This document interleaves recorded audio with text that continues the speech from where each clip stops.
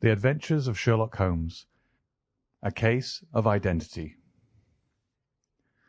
"My dear fellow," said Sherlock Holmes, as we sat on either side of the fire in his lodgings at Baker Street, "life is infinitely stranger than anything which the mind of man could invent. We would not dare to conceive the things which are really mere commonplaces of existence.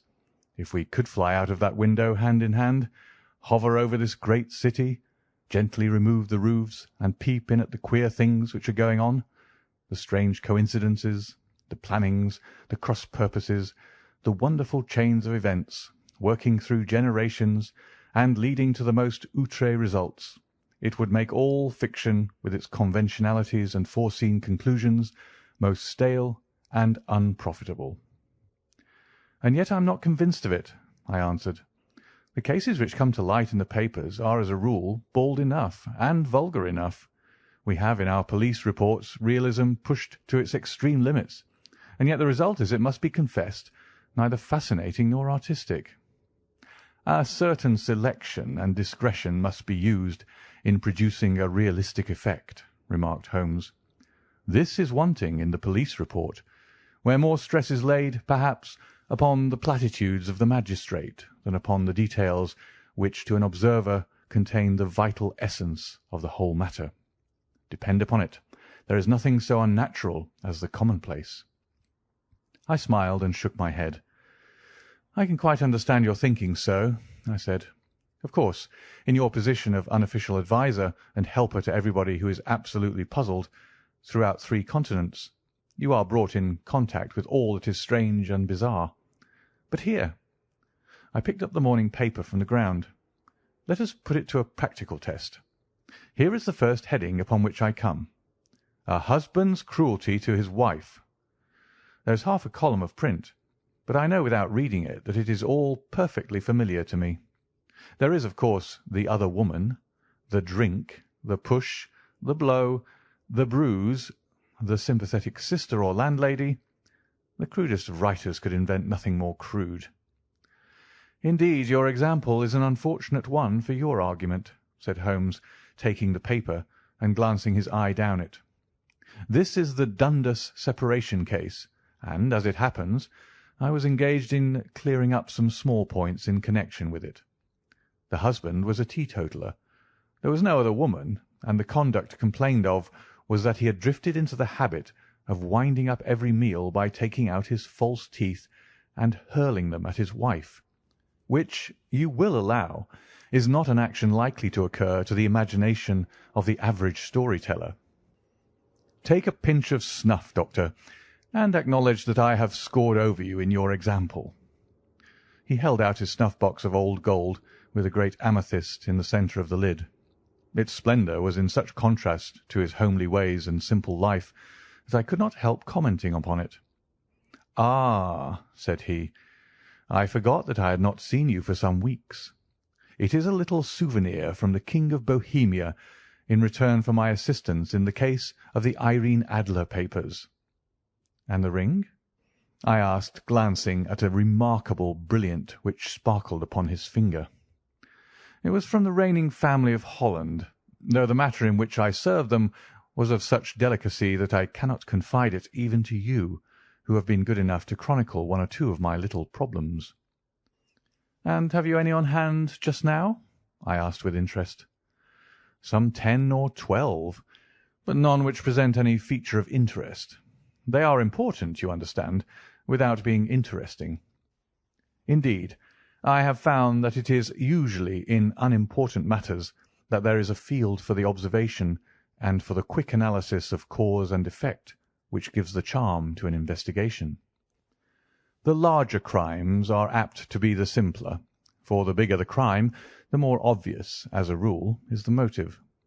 In these cases, save for one rather intricate matter which has been referred to me from Marseilles, there is nothing which presents any features of interest. It is possible, however, that I may have something better before very many minutes are over, for this is one of my clients, or I am much mistaken." He had risen from his chair and was standing between the parted blinds, gazing down into the dull, neutral-tinted London street. Looking over his shoulder, I saw that on the pavement opposite there stood a large woman with a heavy fur boa round her neck, and a large curling red feather in a broad-brimmed hat, which was tilted in a coquettish Duchess of Devonshire fashion over her ear. From under this great panoply she peeped up in a nervous, hesitating fashion at our windows, while her body oscillated backward and forward, and her fingers fidgeted with her glove buttons. Suddenly, with a plunge, as of the swimmer who leaves the bank, she hurried across the road, and we heard the sharp clang of the bell. "I have seen those symptoms before," said Holmes, throwing his cigarette into the fire. "Oscillation upon the pavement always means an affaire de coeur. She would like advice, but is not sure that the matter is not too delicate for communication. And yet even here we may discriminate. When a woman has been seriously wronged by a man, she no longer oscillates, and the usual symptom is a broken bell wire. Here we may take it that there is a love matter, but that the maiden is not so much angry as perplexed or grieved. But here she comes in person to resolve our doubts." As he spoke there was a tap at the door, and the boy in buttons entered to announce Miss Mary Sutherland, while the lady herself loomed behind his small black figure like a full-sailed merchantman behind a tiny pilot-boat.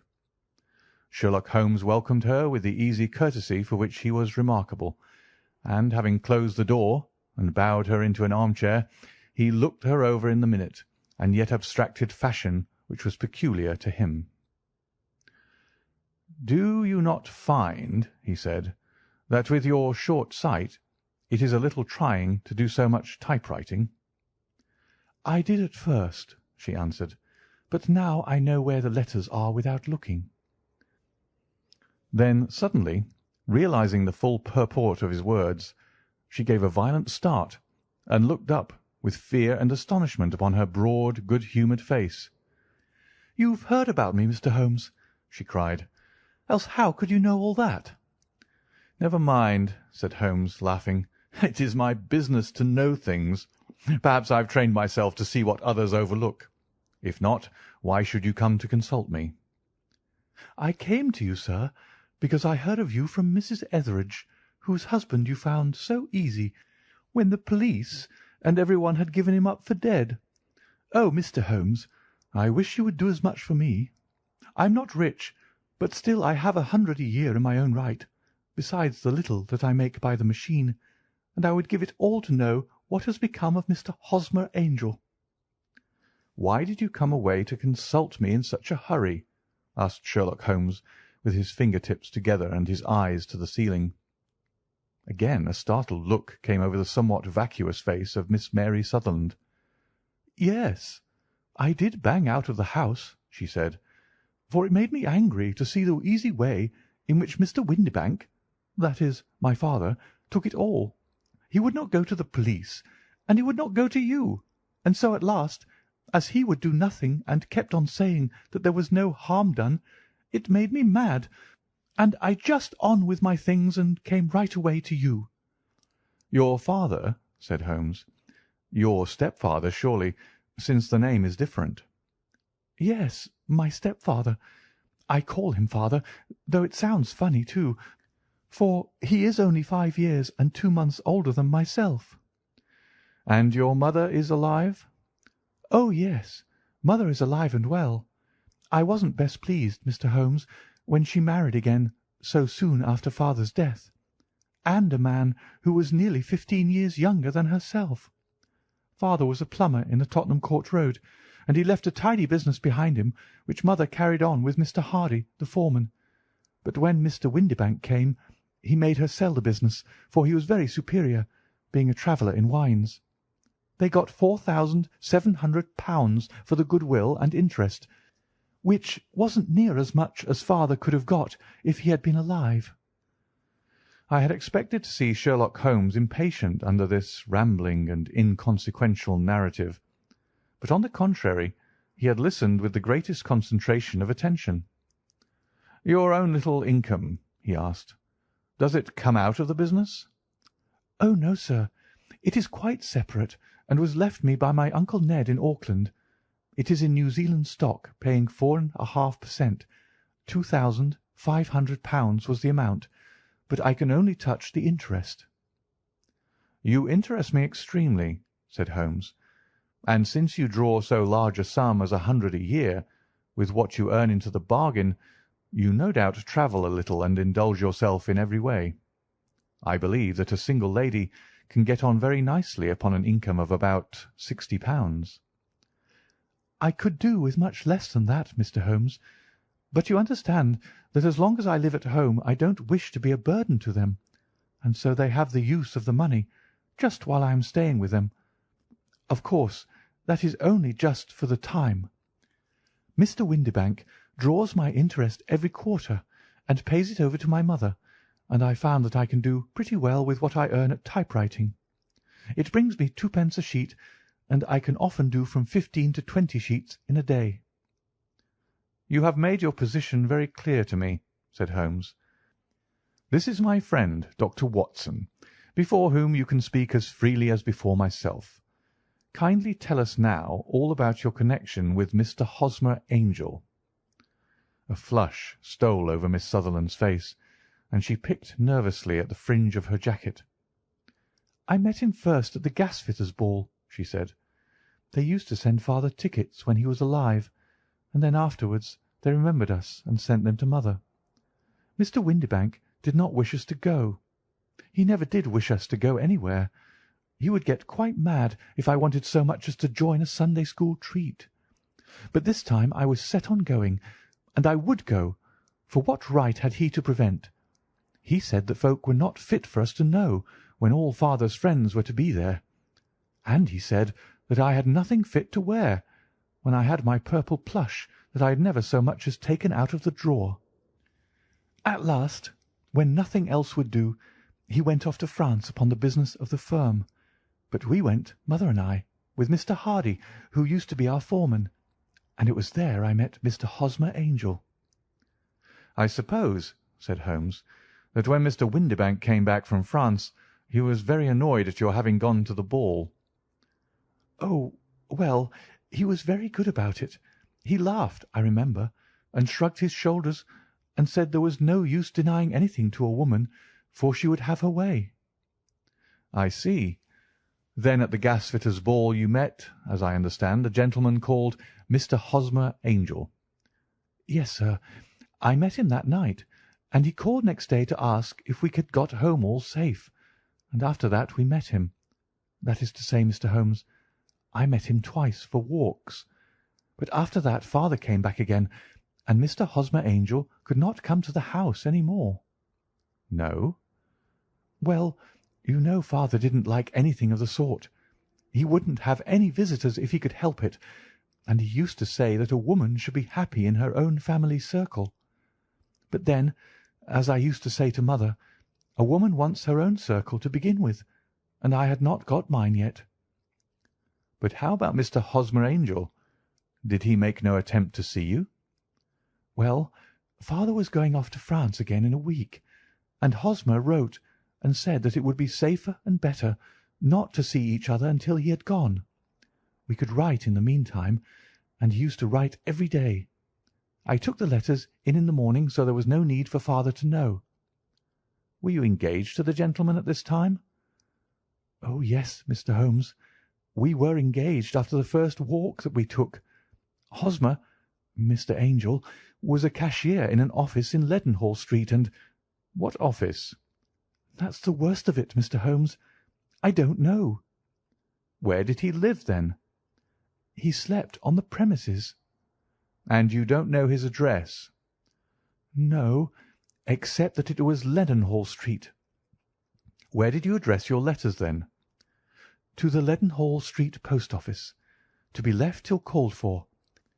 He said that if they were sent to the office he would be chaffed by all the other clerks about having letters from a lady. So I offered to typewrite them, like he did his, but he wouldn't have that, for he said that when I wrote them they seemed to come from me, but when they were typewritten he always felt that the machine had come between us. That will just show you how fond he was of me, Mr. Holmes, and the little things that he would think of."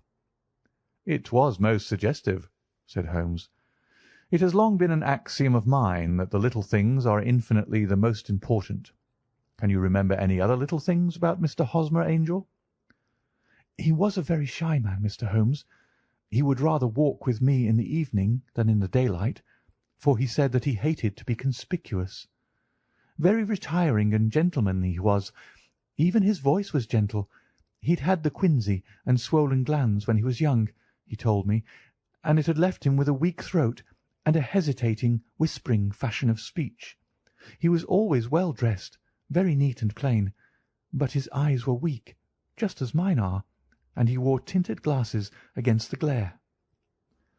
"Well, and what happened when Mr. Windibank, your stepfather, returned to France?" "Mr. Hosmer Angel came to the house again and proposed that we should marry before father came back. He was in dreadful earnest, and made me swear with my hands on the testament that whatever happened I would always be true to him. Mother said he was quite right to make me swear, and that it was a sign of his passion. Mother was all in his favour from the first, and was even fonder of him than I was. Then, when they talked of marrying within the week, I began to ask about father, but they both said never mind about father, but just to tell him afterwards, and mother said she would make it all right with him. I didn't quite like that, Mr. Holmes. It seemed funny that I should ask his leave, as he was only a few years older than me. But I didn't want to do anything on the sly, so I wrote to father at Bordeaux, where the company has its French offices. But the letter came back to me on the very morning of the wedding." "It missed him, then?" "Yes, sir, for he had started to England just before it arrived." "Ha! That was unfortunate. Your wedding was arranged, then, for the Friday. Was it to be in church?" "Yes, sir, but very quietly. It was to be at St. Saviour's, near King's Cross, and we were to have breakfast afterwards at the St. Pancras Hotel. Hosmer came for us in a hansom, but as there were two of us, he put us both into it and stepped himself into a four-wheeler, which happened to be the only other cab in the street. We got to the church first, and when the four-wheeler drove up we waited for him to step out. But he never did, and when the cabman got down from the box and looked, there was no one there. The cabman said he could not imagine what had become of him, for he had seen him get in with his own eyes. That was last Friday, Mr. Holmes, and I have never seen or heard anything since to throw any light upon what became of him." "It seems to me that you have been very shamefully treated," said Holmes. "Oh, no, sir. He was too good and kind to leave me so. Why, all the morning he was saying to me that whatever happened, it was to be true, and that even if something quite unforeseen occurred to separate us, I was always to remember that I was pledged to him, and that he would claim his pledge sooner or later. It seems strange talk for a wedding morning, but what has happened since gives a meaning to it." "Most certainly it does. Your own opinion is, then, that some unforeseen catastrophe has occurred to him?" "Yes, sir. I believe that he foresaw some danger, or else he would not have talked so, and then I think that what he foresaw happened." "But you have no notion as to what it could have been?" "None." "One more question. How did your mother take the matter?" "She was angry, and said that I was never to speak of the matter again." "And your father? Did you tell him?" "Yes, and he seemed to think with me that something had happened, and that I should hear of Hosmer again. As he said, what interest could anyone have in bringing me to the doors of the church and then leaving me? Now, if he had borrowed my money, or if he had married me and got my money settled on him, there might be some reason. But Hosmer was very independent about money, and never would look at a shilling of mine. And yet, what could have happened, and why could he not write? Oh, it drives me half mad to think of it, and I can't sleep a wink at night." She pulled a little handkerchief out of her muff and began to sob heavily into it. "I shall glance into the case for you," said Holmes, rising, "and I have no doubt that we shall reach some definite result. Let the weight of the matter rest upon me now, and do not let your mind dwell upon it further. Above all, try to let Mr. Hosmer Angel vanish from your memory, as he has done from your life." "Then you don't think I'll see him again?" "I fear not." "Then what has happened to him?" "You will leave that question in my hands. I should like an accurate description of him, and any letters of his which you can spare." "I advertised for him in last Saturday's Chronicle," said she. "Here is the slip, and here are 4 letters from him." "Thank you. And your address?" "No. 31 Lion Place, Camberwell." "Mr. Angel's address you never had, I understand. Where is your father's place of business?" "He travels for Westhouse and Marbank, the great claret importers of Fenchurch Street." "Thank you. You have made your statement very clearly. You will leave the papers here, and remember the advice which I have given you. Let the whole incident be a sealed book, and do not allow it to affect your life." "You are very kind, Mr. Holmes, but I cannot do that. I shall be true to Hosmer. He shall find me ready when he comes back." For all the preposterous hat and the vacuous face, there was something noble in the simple faith of our visitor which compelled our respect. She laid her little bundle of papers upon the table and went her way, with a promise to come again whenever she might be summoned. Sherlock Holmes sat silent for a few minutes with his finger-tips still pressed together, his legs stretched out in front of him, and his gaze directed upward to the ceiling. Then he took down from the rack the old and oily clay pipe which was to him as a counsellor, and, having lit it, he leaned back in his chair, with the thick blue cloud wreaths spinning up from him, and a look of infinite languor in his face. "Quite an interesting study, that maiden," he observed. "I found her more interesting than her little problem, which, by the way, is rather a trite one. You will find parallel cases if you consult my index. In Andover in '77, and there was something of the sort at The Hague last year. Old as is the idea, however, there were 1 or 2 details which were new to me, but the maiden herself was most instructive." "You appeared to read a good deal upon her which was quite invisible to me," I remarked. "Not invisible, but unnoticed, Watson. You did not know where to look, and so you missed all that was important. I can never bring you to realize the importance of sleeves, the suggestiveness of thumbnails, or the great issues that may hang from a bootlace. Now, what did you gather from that woman's appearance? Describe it." "Well, she had a slate-coloured, broad-brimmed straw hat, with a feather of brickish red. Her jacket was black, with black beads sewn upon it, and a fringe of little black jet ornaments. Her dress was brown, rather darker than coffee colour, with a little purple plush at the neck and sleeves. Her gloves were greyish, and were worn through at the right forefinger. Her boots I didn't observe. She had small round hanging gold earrings, and a general air of being fairly well-to-do in a vulgar, comfortable, easy-going way." Sherlock Holmes clapped his hands softly together and chuckled. "Upon my word, Watson, you are coming along wonderfully. You have really done very well indeed. It is true that you have missed everything of importance, but you have hit upon the method, and you have a quick eye for colour. Never trust to general impressions, my boy, but concentrate yourself upon details. My first glance is always at a woman's sleeve. In a man it is perhaps better first to take the knee of the trouser. As you observe, this woman had plush upon her sleeves, which is a most useful material for showing traces. The double line a little above the wrist, where the typewritist presses against the table, was beautifully defined. The sewing machine of the hand type leaves a similar mark, but only on the left arm, and on the side of it farthest from the thumb, instead of being right across the broadest part, as this was. I then glanced at her face, and observed the dint of a pince-nez at either side of her nose. I ventured a remark upon short sight and typewriting, which seemed to surprise her. It surprised me. But surely it was obvious.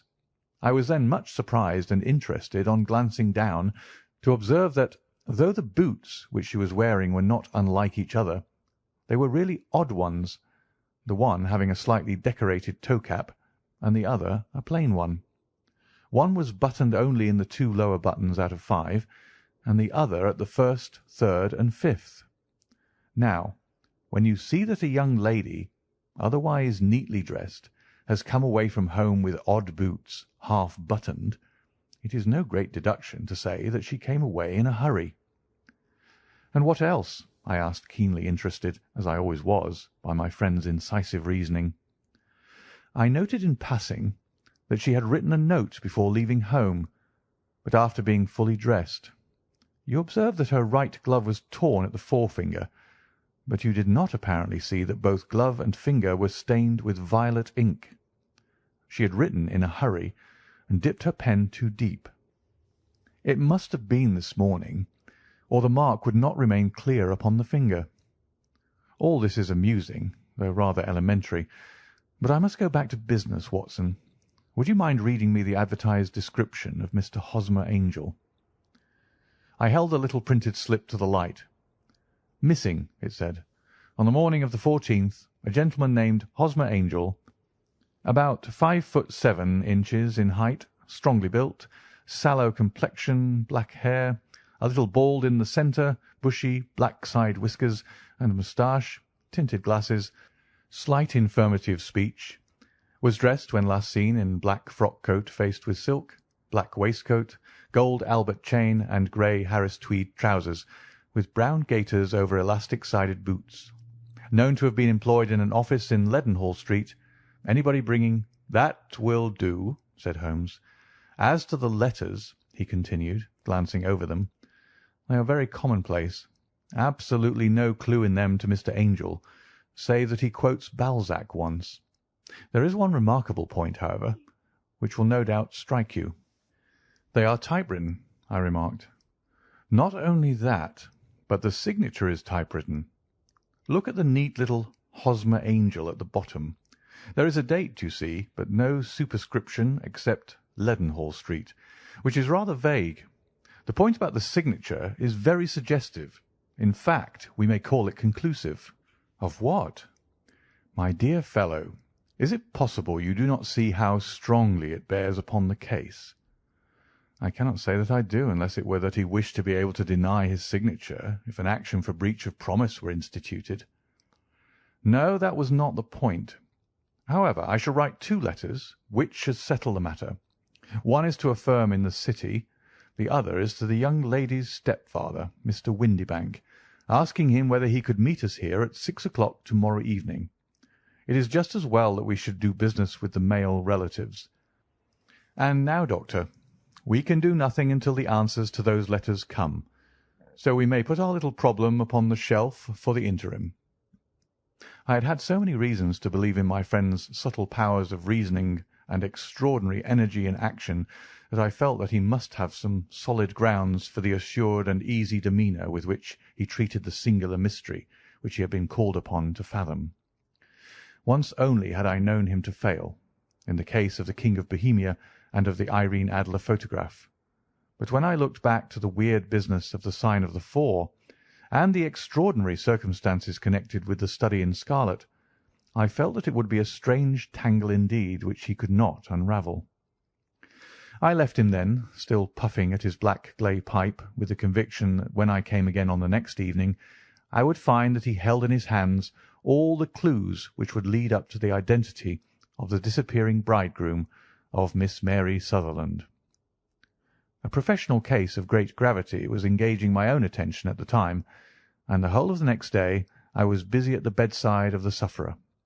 It was not until close upon 6 o'clock that I found myself free and was able to spring into a hansom and drive to Baker Street, half afraid that I might be too late to assist at the denouement of the little mystery.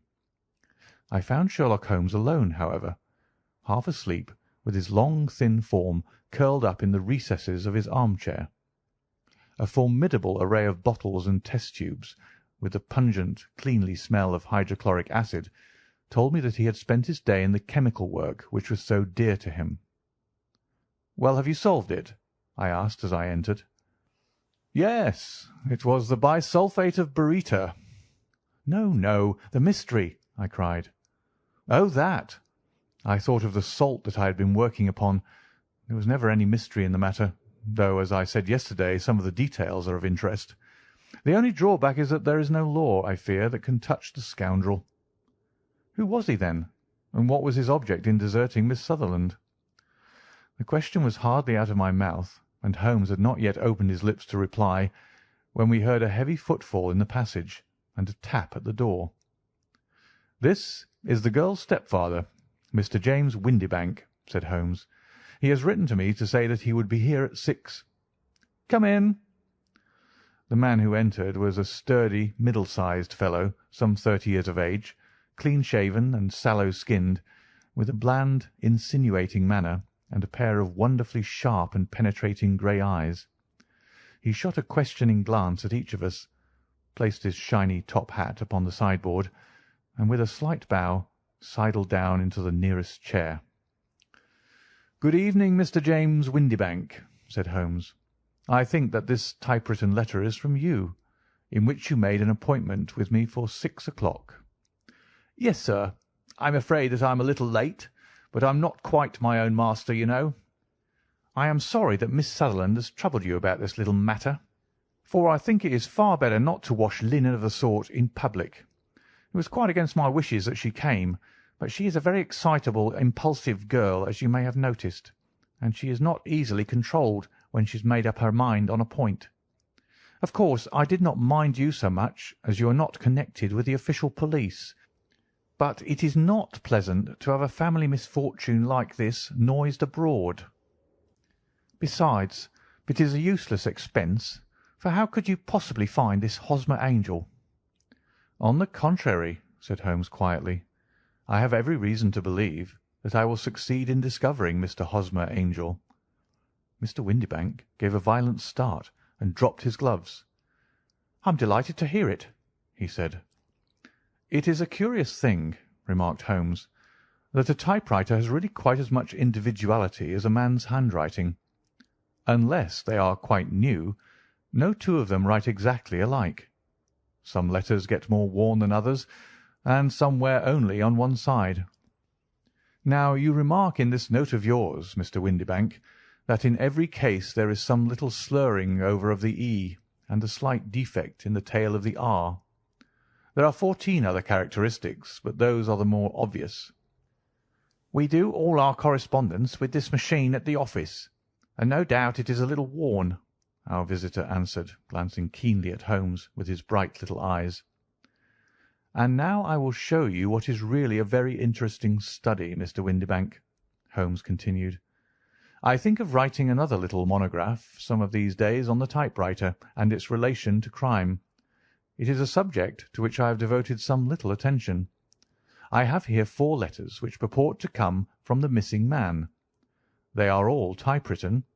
In each case not only are the E's slurred and the R's tailless, but you will observe, if you care to use my magnifying lens, that the 14 other characteristics to which I have alluded are there as well." Mr. Windibank sprang out of his chair and picked up his hat. "I cannot waste time over this sort of fantastic talk, Mr. Holmes," he said. "If you can catch the man, catch him, and let me know when you have done it." "Certainly," said Holmes, stepping over and turning the key in the door. "I let you know, then, that I have caught him." "What? Where?" shouted Mr. Windibank, turning white to his lips and glancing about him like a rat in a trap. "Oh, it won't do, really it won't," said Holmes suavely. "There is no possible getting out of it, Mr. Windibank. It is quite too transparent, and it was a very bad compliment when you said that it was impossible for me to solve so simple a question. That's right. Sit down and let us talk it over." Our visitor collapsed into a chair with a ghastly face and a glitter of moisture on his brow. It's not actionable," he stammered. "I am very much afraid that it is not. But between ourselves, Windibank, it was as cruel and selfish and heartless a trick in a petty way as ever came before me. Now let me just run over the course of events, and you will contradict me if I go wrong." The man sat huddled up in his chair with his head sunk upon his breast, like one who is utterly crushed. Holmes stuck his feet up on the corner of the mantelpiece, and, leaning back with his hands in his pockets, began talking, rather to himself, as it seemed, than to us. "The man married a woman very much older than himself for her money," said he, "and he enjoyed the use of the money of the daughter as long as she lived with them. It was a considerable sum for people in their position, and the loss of it would have made a serious difference. It was worth an effort to preserve it.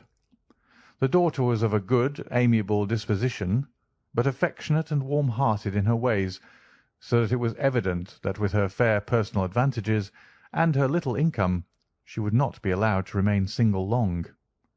Now her marriage would mean, of course, the loss of 100 a year. So what does her stepfather do to prevent it? He takes the obvious course of keeping her at home and forbidding her to seek the company of people of her own age. But soon he found that they would not answer for ever. She became restive, insisted upon her rights, and finally announced her positive intention of going to a certain ball. What does her clever stepfather do then?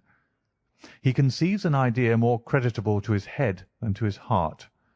With the connivance and assistance of his wife, he disguised himself, covered those keen eyes with tinted glasses, masked the face with a moustache and a pair of bushy whiskers, sunk that clear voice into an insinuating whisper, and doubly secure on account of the girl's short sight, he appears as Mr. Hosmer Angel, and keeps off other lovers by making love himself.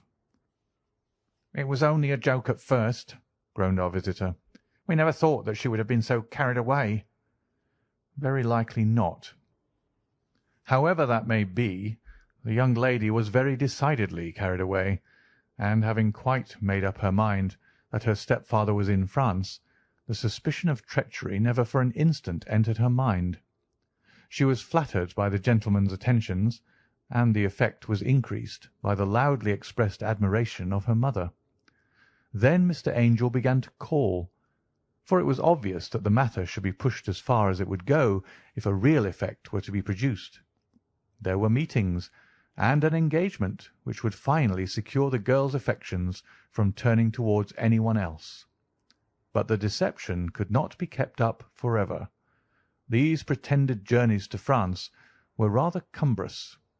The thing to do was clearly to bring the business to an end in such a dramatic manner that it would leave a permanent impression upon the young lady's mind, and prevent her from looking upon any other suitor for some time to come.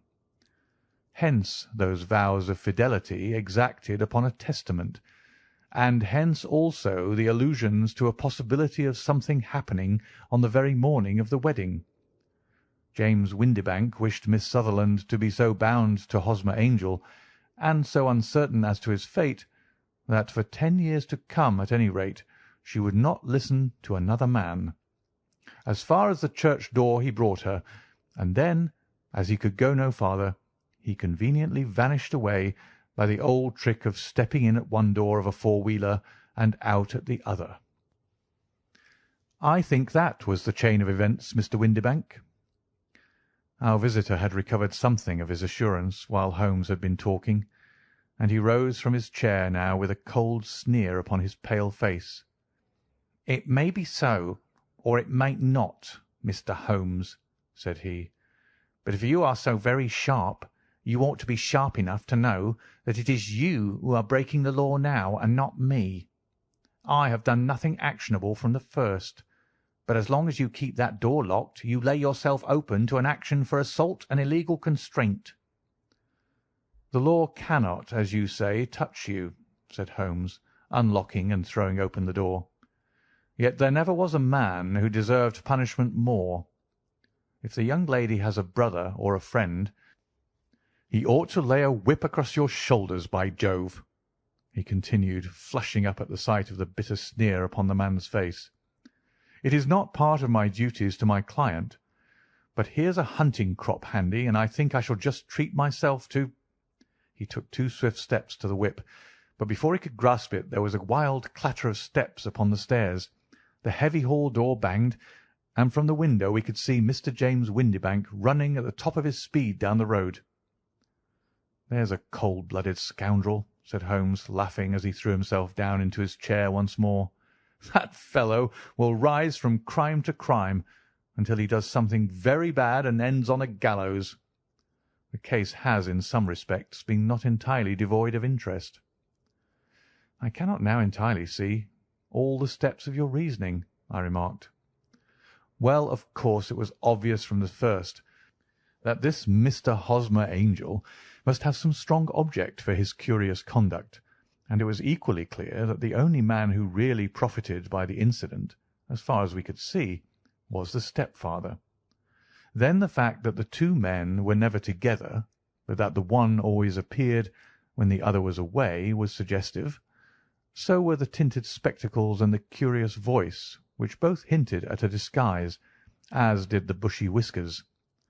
My suspicions were all confirmed by his peculiar action in typewriting his signature, which of course inferred that his handwriting was so familiar to her that she would recognize even the smallest sample of it. You see, all these isolated facts, together with many minor ones, all pointed in the same direction." "And how did you verify them?" "Having once spotted my man, it was easy to get corroboration. I knew the firm for which this man worked. Having taken the printed description, I eliminated everything from it which could be the result of a disguise, the whiskers, the glasses, the voice, and I sent it to the firm with a request that they would inform me whether it answered to the description of any of their travellers. I had already noticed the peculiarities of the typewriter, and I wrote to the man himself at his business address, asking him if he would come here. As I expected, his reply was typewritten and revealed the same trivial but characteristic defects. The same post brought me a letter from Westhouse and Marbank of Fenchurch Street to say that the description tallied in every respect with that of their employee, James Windibank." "And Miss Sutherland?" "If I tell her, she will not believe me. You may remember the old Persian saying, 'There is danger for him who taketh the tiger cub, and danger also for whoso snatches a delusion from a woman.' There is as much sense in Hafiz as in Horace, and as much knowledge of the world."